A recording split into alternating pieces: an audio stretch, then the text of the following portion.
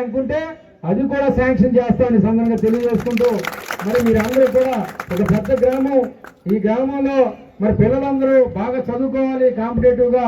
అలాగే పెద్దలందరూ కూడా చదువు గురించి చెప్పండి.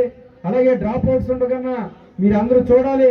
అలాగే ఈ జిల్లాలో మరి ఏదేదైనా రాజాం అన్ని విధాల నెంబర్ 1 ఉండడానికి మనం ప్రయత్నం చేయాలి, చేద్దాం, ముందుకు తీసుకెళ్దామని సందర్భంగా తెలియజేసుకుంటూ మీ అందరూ. అలాగే మన మండల పెద్దలు అశోక్ గారు,